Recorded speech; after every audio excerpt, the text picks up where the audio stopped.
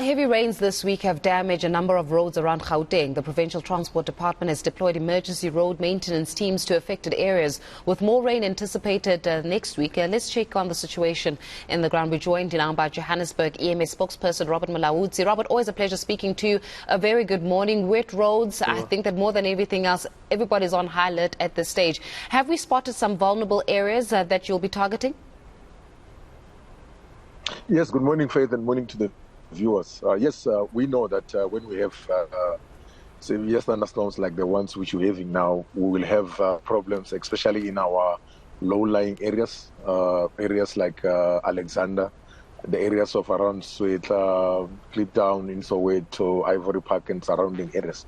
So far, we're happy that no major incidents have been reported overnight.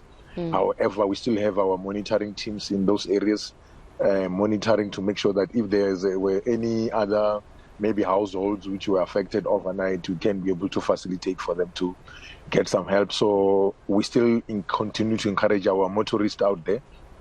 Most of our roads in most parts of the city are wet and slippery. We still encourage them to extend the safe following distance and of course try and avoid crossing areas which might be flooded, roads and bridges which might be flooded.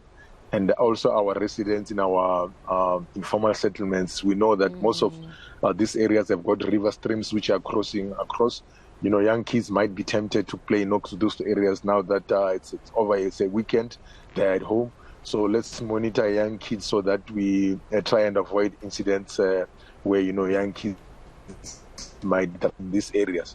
And of course, as the service, we have got all the resources on high alert. We've got our specialized shift water rescue unit on high alert, which is a specialized team which responds to water-related emergencies. And all our 30 fire stations throughout the city are fully operational. We hope that our residents will work with us so that we can be able to minimize or prevent any further incidents which might occur throughout the city. Yeah, you know, especially I'm looking at those specific places where there's not a lot of filtration, where water is concerned, right? Some of these roads, for example, have struggle in terms of being able to get, you know, the filtering system right. And so the flooding may not be unanticipated. You know, you think that the road is clear. Meanwhile, as you can see on the screen, meanwhile, of course, there's this huge dam that you're falling into.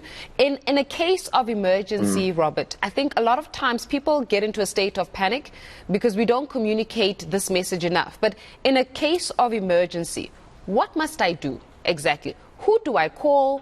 How do what must I do in a state of emergency? Because sometimes we call even the wrong people who will say, no, you threw it to the different, go to this other desk. So what do I do if I'm in an emergency or if my car is stuck? Let's say I'm in the road and somehow I've reached a point where there's more water than I anticipated and now my car is jammed right there in the middle of the road and I've got nowhere to go. Who do I call? What do I do? If maybe you're stuck in flood water and now you can't move, you know, back or forward, you must just try maybe and climb on top of the roof so that maybe you can delay that process whereby us as emergency services might be able to come and assist you.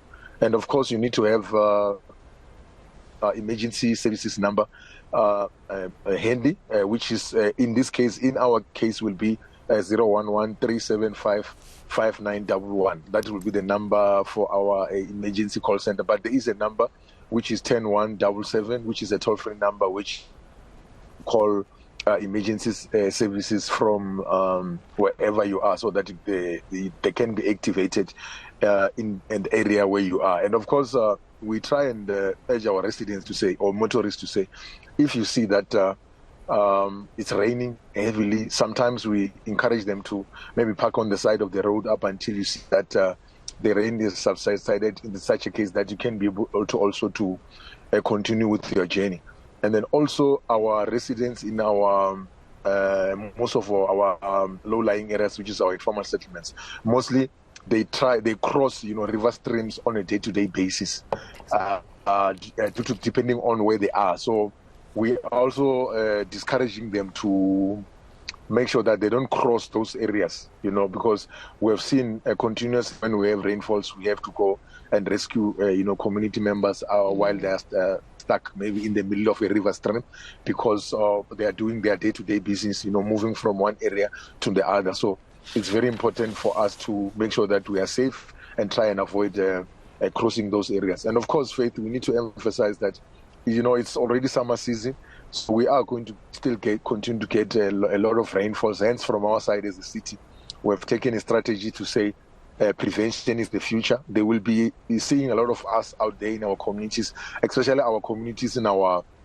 low-lying areas, where we will be conducting our door-to-door campaigns, conscientizing our communities, making sure that they've got the necessary disaster management skills to be able to handle such kind of emergencies, not only maybe water-related emergencies, but any other emergencies which they come across, as a community, because we feel that our communities need to be empowered so that they are able to deal with these kind of emergencies. Yeah. Speaking about empowering communities, and I know that with the door-to-door campaigns, a lot of times it has to be about convincing, especially those that are in the, as you said, low-lying areas. The Joburg River, for example, it is a story every single year. Yes. And unfortunately, people's houses get flooded, and then people have to be relocated to just higher-lying land and the likes. But are we finding that, particularly along that Joburg bend, are people still insisting on staying along that riverbed, or have they just moved a little bit further up just so that they can avoid localized flooding? Because I'm looking at the weather just from the corner of my eye right now. Usually during this time of year, that Joburg River just completely bursts at the seams sometimes. So how are we encouraging people to perhaps move into just higher ground, so as it were?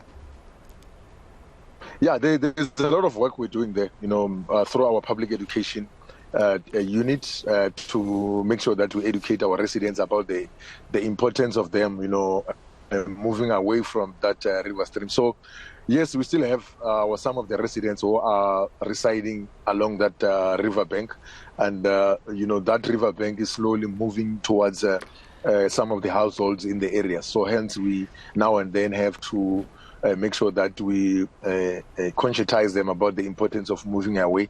So I will say yes, in most of the areas we are doing our best to make sure that our residents are aware about the dangers of staying closer next to these river streams, because most of the rainfalls which we receive most of the rainfall overnight, and most of this community might be fast asleep while, we're having this kind of rainfalls, which they might not be able to move quickly to the higher ground. Hence, we have introduced all sorts of, ideas like using whistles to alert other neighboring members when, the water levels are much more higher.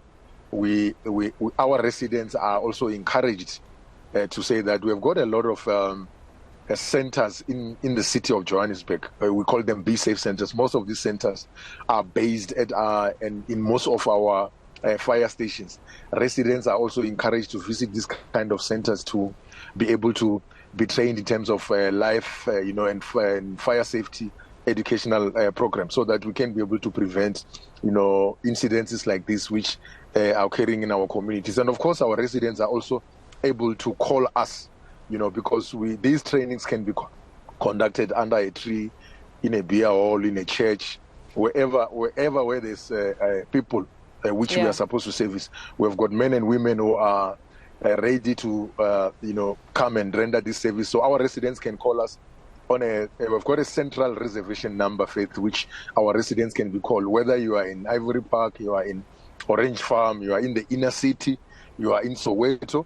You can call this number, which is 011 758 5000. 011 758 5000. That's a central reservation number for public educational programs, where we can be able to come to where you are and be able to, educate. It can be a CPF, it can be a community forum, any other, an old age home, whatever, anywhere where there's residents.